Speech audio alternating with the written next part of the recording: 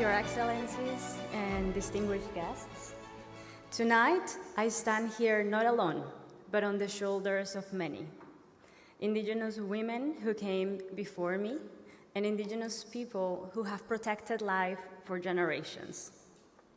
Many of whom never had the chance of doing what I do today or stand in a stage like this. I feel like I am embodying my ancestors' dreams. Many said I had an impossible dream. A young girl from Peru without connections or funding, reshaping conservation in the Amazon with indigenous-led science. Through my work, I have learned that knowledge systems, scientific, ancestral, and cultural, do not fracture us or divide us. They unite us. And the work we are leading is living proof of that. Because what begins in the Amazon doesn't end in the Amazon.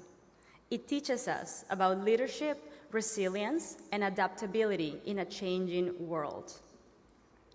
To every youth that tells me they feel proud of their roots and culture as they are advancing science, I say, keep going. We need you. The world needs you.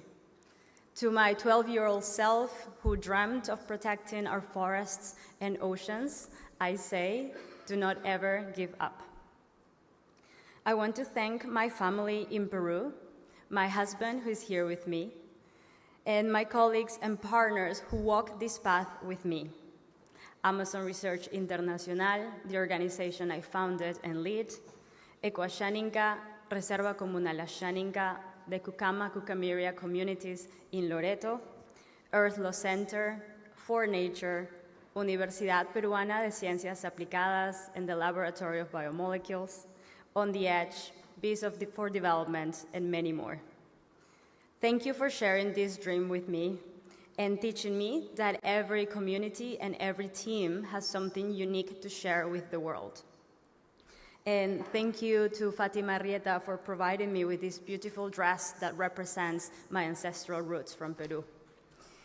Through this journey, I have learned that the Amazon is both ancient and future. Its ancestral wisdom guides us, and now, as we embrace modern scientific tools and AI to protect our native stingless bees, the oldest bees of our planet, our medicinal flora, wildlife, and forests, we do so with the descendants of our indigenous ancestors, as well as international collaborators besides us, co-creating together. Thus far, we have been able to save over 2 million bees, hundreds of thousands of rainforests. We have even inspired a historic law in Peru to protect our native pollinators and train hundreds of indigenous women and youth, who hopefully will be the next future scientists in Peru. Because the real future of conservation, science, and exploration is not choosing between tradition and technology. It is about bringing these two knowledge systems together. Thank you to UNESCO and Alfosan Foundation for believing in young women in STEM, including those from the Global South, and for encouraging us to be fully ourselves.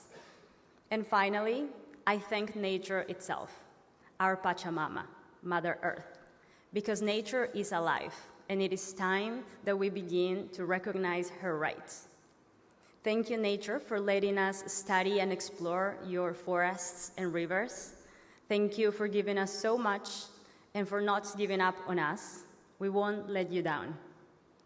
I even titled my book, The Spirit of the Rainforest, because everything I do begins and ends with that spirit, alive, guiding, and teaching us how to live.